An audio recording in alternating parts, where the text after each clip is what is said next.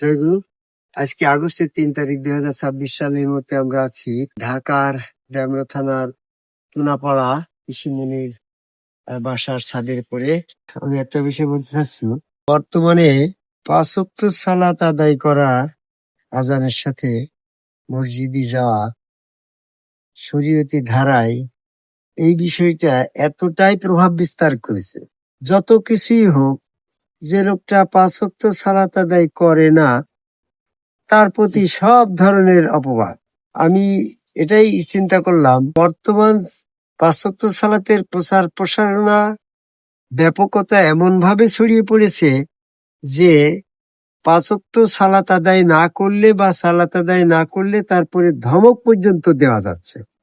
সামাজিক অধিকারটা এই পর্যায়ে চলে গেছে, একেবারেই চুপচাপ থাকছে। যাকে ধমক দেওয়া হচ্ছে সে আর কোনো কথা বলতে পারছে না, তারপরে মব সৃষ্টি করলেও সে কিছু করতে পারছে না। তো আমি হঠাৎ করে আমার খেয়াল হইলো, যে কাজটা কোরআনের ভাষায় কোথাও একবার উল্লেখ করে নাই, সেই কথাটা আজকে সমাজের কাছে এত শক্তিশালী ভাবে প্রতিষ্ঠিত হয়েছে, সেটা প্রতিহত করার ক্ষমতা কোনো ব্যক্তি মানুষের নাই। পক্ষান্তরে আল্লাহ রাব্বুল আলামিন কোরআনের ভিতরে বারবার আদমকে আল্লাহকে সেজদার নির্দেশনা থাকার পরও সেই কথাটা কারোর মুখে নেই। অথচ এই আদম সেজদা না করলে সে শয়তানের দলভুক্ত হয়েছে, বা সে অপবিত্র রয়েছে, বা সে অমুসলিম হয়েছে, বা সে বিধর্মী হয়েছে, ইসলামের বাইরে রয়েছে। তারপরও এই আদম সেজদার না করা দলের লোকের সংখ্যা বেশি এবং সেখানে তারা শক্তিশালী। আমার মনে হইল আজকের থেকে আমিও এটা বলতে শুরু করব, যারা যারা আদম সেজদা করনি, আল্লাহর হুকুমকে বাস্তবায়ন করার জন্য প্রয়োজনে আমি এরকম অ্যাগ্রেসিভ হয়ে যেতে পারি।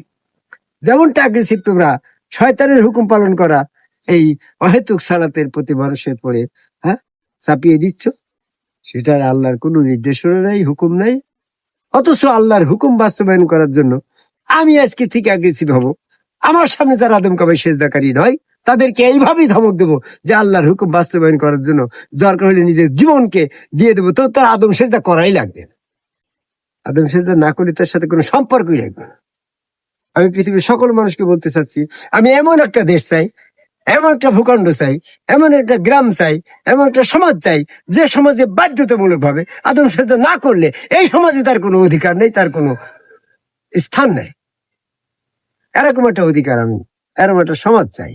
যেমনটা সূরা বাকারার 58 নম্বর আয়াতে বলছে, নগরীতে প্রবেশ করতে হলে তোমার সেজদা দিয়েই ঢুকতে হবে। আমি এমন একটা নগরী চাই, এমন একটা দেশ চাই, এমন একটা সমাজ চাই যে সমাজের বাউন্ডারির ভিতরে ঢুকতে গেলে দরজা দিয়ে আদম কামাই আল্লাহকে সেজদা করে তারপরে ওই নগরে প্রবেশ করতে হবে। এই জন্য আমি সংক্ষিপ্ত ভাবে বলতে চাই যে আদম কামাই আল্লাহকে সেজদার সাবজেক্টটা সমাজে ভাবে এমন ভাবে প্রতিষ্ঠিত হোক যেখানে বাধ্যতামূলক আল্লাহর হুকুম বাস্তবায়নের জন্য সকলের প্রতি আমার আহ্বান থাকবে। যারা যারা আদম কামাই সেজদাকারী আছে তারা যেন তার সমাজে, তার পরিবারে, তার নিজস্ব গণ্ডির ভিতরে, বাইরে, দেশে, সমস্ত জায়গায় আদম সেজদা উন্মুক্ত করে দিয়ে আদম সেজদার লজিক গুলা বারবার মানুষের সামনে তুলে ধরে আদম কামাই সেজদাকারী একজন সমগ্র রসুলকে সেজদার মাধ্যমে প্রতিষ্ঠিত করে দিন কায়েম করে আহ্বান করে আমার কথা শেষ করে যায়।